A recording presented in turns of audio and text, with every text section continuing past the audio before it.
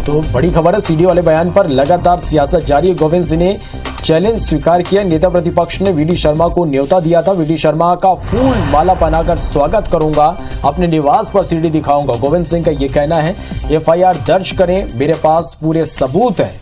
इससे पहले नरोत्तम मिश्रा ने इस पूरे मामले पर पलटवार किया था। गोविंद सिंह के पास सीडी है तो सार्वजनिक करें, उनका ये कहना था। और ये भी उन्होंने कहा था कि भजन की उम्र में गजल पर क्यों ध्यान दे रहे हैं।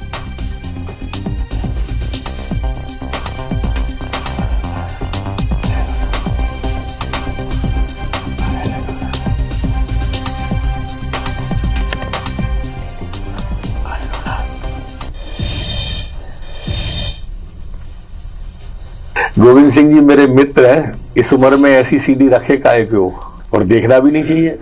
भजन की उम्र में गजल की कोशिश नहीं करना चाहिए। आप पे रखी है तो रखे रखे खराब हो जाएगी, दिखा दो, सबको दे दो। हमारे प्रदेश अध्यक्ष आपको कह ही चुके हैं, खुलेआम कह चुके हैं, तो आप इसको रखो मत ही, सार्वजनिक कर दो। मैं आदरणीय वीडी शर्मा जी से कहना चाहता हूँ, आपने सच बोला। मेरी कोई हैसियत औकात नहीं है।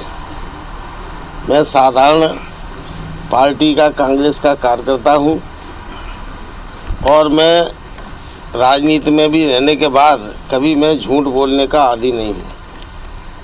मैं किसी के चरित्र की बात नहीं कर रहा। जब मेरे ऊपर टिप्पणी की गई तो मैंने इस तरह की बात कही और सीडी मेरे पास है। अगर आदरणीय वीडी शर्मा जी मेरे निवास पे आए, मैं उनको फूल मालाओं से स्वागत करूंगा और उनको हम अपने निवास पर जो सीडी में हमारे पास चित्र हैं, जो हमें हमारे मित्रों के द्वारा मुझे दिए गए हैं, मैं उनको दिखा दूंगा, लेकिन सार्वजनिक रूप से सीडी का प्रकाशन नहीं करूंगा। चलिए, तो मध्य प्रदेश में अब सीडी पर पॉलिटिक्स देखने को मिल रही है। सीडी को लेकर इन दिनों राजनीति गर्म है, बयानबाजी का दौर भी लगातार इस पूरे मामले में देखने को मिल रहा है। इस पर बात करेंगे। बीजेपी से नेहा बग्गा जी हमारे साथ फोन लाइन पर मौजूद है, तो वहीं कांग्रेस से मिथुन अहिरवार जी हमारे साथ फोन लाइन पर मौजूद है। सबसे पहले नेहा जी, मैं आपके पास आना चाहूंगा। एक बार फिर से मध्य प्रदेश में सीडी पॉलिटिक्स यहाँ पर देखने को मिल रही है। सीडी को लेकर सियासत रोही, लगातार वार पलटवार यहाँ पर देखने को मिल रहा है। वीडी शर्मा ने जो चैलेंज दिया था, गोविंद सिंह ने उसे स्वीकार कर लिया है। देखिए, गोविंद सिंह जी बहुत वरिष्ठ नेता हैं कांग्रेस पार्टी के, और जब से उन्होंने ये कमलनाथ जी के साथ खींचतान में नई बयानबाजी की है, क्योंकि कुछ दिन पहले कमलनाथ जी भी ऐसा ही कह रहे थे, उससे 2 कदम आगे बढ़कर गोविंद सिंह जी आए हैं। तो मेरा तो मूल प्रश्न है, जो मैं कल से पूछ रही हूँ, आपके चैनल के माध्यम से भी पूछा था मैंने, कि ना वो 15 महीने की सरकार में मुख्यमंत्री थे और ना ही गृह मंत्री थे, उनके पास ये सीडी आई कहां से? और अगर आ गई है तो उन्होंने इन्वेस्टिगेशन एजेंसी को क्यों नहीं दी, पुलिस के समक्ष उपलब्ध क्यों नहीं कराई, कोर्ट में क्यों नहीं दी, खुद संभाल कर क्यों बैठे हुए हैं? और देखिए, गोविंद सिंह जी ने जब से बयान लगाए हैं, कई ऐसे लोग हैं लाहौर से जो उनके क्षेत्र से आते हैं, जिनके कॉल आए हैं कि उनकी भी ऐसी कोई सीडी उपलब्ध है। तो ये जो स्तर है, जिस तरीके की बातचीत हो रही है और मध्य प्रदेश को जिस तरीके से बदनाम करने का काम नेता प्रतिपक्ष कर रहे हैं, मुझे लगता है कि ये उनके जैसे कद के व्यक्ति को अच्छा नहीं लगता, क्योंकि यहाँ से भी कोई कुछ कहेगा, वहां से कोई कुछ कहेगा। अगर आपके पास तथ्य हैं तो ये चैलेंज खेलने की बजाय जो उचित प्लेटफॉर्म है उस पर जाकर उनको उपलब्ध कराना चाहिए और अपने गंभीरता का परिचय देना चाहिए, अगर कानून व्यवस्था या किसी प्रकार की उनको मध्य प्रदेश की चिंता है। और सबसे मूल बात यह है कि मध्य प्रदेश की जनता नेता प्रतिपक्ष से मुद्दों की राजनीति चाहती है, सशक्त विपक्ष चाहती है, और यही कारण है कि कांग्रेस पार्टी जहां पर अपना स्तर लगातार गिरा रही है, इसी कारण से वो विलुप्त होती जा रही है। जी, मिथुन अहिरवार जी हमारे साथ बने हुए हैं। मिथुन जी, नेहा बग्गा जी का सीधा सा सवाल है कि ये सीडी आखिर उनके पास आई कहां से? देखिए, भारतीय जनता पार्टी के कई सारे ऐसे शुभचिंतक हैं जिन्होंने ये सीढ़ियां बना करके रखी हैं। इससे पहले एक इनके दिवंगत हो चुके हैं, इसलिए नाम नहीं लूंगा, पूर्व मंत्री रहे हैं, व्यापम घोटाले में बड़ा नाम आया था, उनकी सीढ़ी तो जारी हो ही गई थी। इनके राष्ट्रीय पूर्व अध्यक्ष की भी सीढ़ी जारी हो चुकी है। कुछ दिनों पहले नरोत्तम मिश्रा जी की एक सीढ़ी जारी की थी जिसमें वो गाली दे रहे थे। इसके अलावा इनके राघव जी पूर्व मंत्री, उनकी सीढ़ी जारी हो चुकी है। तो भारतीय जनता पार्टी के लोग ऐसे कृत्य करते हैं, ऐसे काम करते हैं कि लगातार उनकी सीढ़ियां बनती रहती हैं, वो पब्लिक डोमेन में आ ही जाती हैं।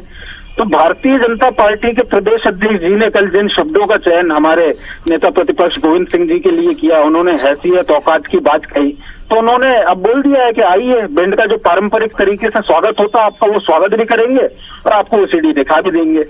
तो उन्होंने इस बात को स्वीकार कर लिया। भारतीय जनता पार्टी के लोग उनसे समय लेकर के जाएं और उन सीढ़ियों को देखें और उन सीढ़ियों का आनंद लें। चलिए नेहा जी क्या कहेंगे इस पर?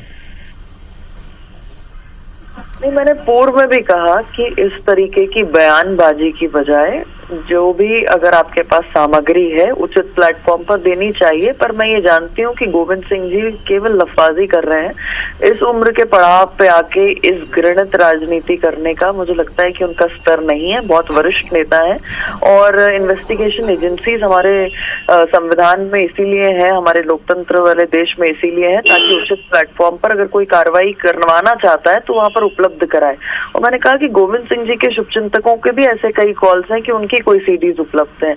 तो क्या है कि बातचीत करने में और उचित प्लेटफॉर्म पर चीजें लेकर जाना सही होगा। और कांग्रेस से जो विपक्ष में है उनसे जो जनता की अपेक्षा है, कांग्रेस उस पर शून्य बटे सन्नाटा है और बेवजह के मुद्दे लेकर आती है जिनका ना कोई सिर है और ना कोई पैर है। और गोविंद सिंह जी को वाकई में ये उनकी भजन की उम्र है, यहाँ पर वो गजल ना करें। जी मिथुन जी, साफ तौर पर नेहा बग्गा जी कह रहे हैं कि ये बेवजह के मुद्दे हैं और यदि सीडी है तो उचित प्लेटफॉर्म पर क्यों नहीं रखा जा रहा? नहीं, यही हम इनसे उगलवाना चाहते थे। हमने शुरू से ये निवेदन किया। गोविंद सिंह जी ने जो बयान दिया वो इसीलिए दिया क्योंकि सुनील सर्राफ जी हो, चाहे हेमंत कटारे जी हो, चाहे उमंग सिंगार जी हो, इन लोगों को बेवजह परेशान किया और जनता के जो महंगाई, बेरोजगारी, महिला सुरक्षा और इनका जो कुशासन है, इनके मुद्दों पर भारतीय जनता पार्टी की तरफ से कोई जवाब नहीं आता था। केवल कांग्रेसी कार्यकर्ताओं, विधायकों को ये टारगेट करके उसको मुद्दा बना रहे थे। तो उसके रिस्पॉन्स में उन्होंने कहा था कि अगर आप जनता की विषयों और मुद्दों की राजनीति नहीं करेंगे तो ऐसी कुछ सीढ़ियां हमारे पास भी है, लेकिन हम जनता के विषयों मुद्दों की राजनीति करना चाहते हैं। मुझे खुशी हुई नेहा जी ने स्वीकार किया कि आगे से इस तरीके की अंडबंड बातें भारतीय जनता पार्टी के नेता नहीं करेंगे और जनता की बेरोजगारी, महंगाई, कुपोषण, महिला अत्याचार, इन विषयों पर वे लोग जनता से मुखातिब होंगे, विपक्ष के सवालों का जवाब देंगे। यदि मध्य प्रदेश में इस तरीके की आगे राजनीतिक परंपरा बनती है तो अच्छी है। अब कम से कम हमारे विधायकों को टारगेट करना बंद करें, हमारे कार्यकर्ताओं को टारगेट करना बंद करें। गोविंद सिंह जी के बयान का असर दिखाई दे रहा है। चलिए, तो ये देखना होगा कि मध्य प्रदेश में सीडी पॉलिटिक्स आखिर कहां पर जाकर खत्म होगी। बहुत शुक्रिया आप दोनों का हमारे साथ जुड़ने के लिए और इस तमाम बातचीत के लिए।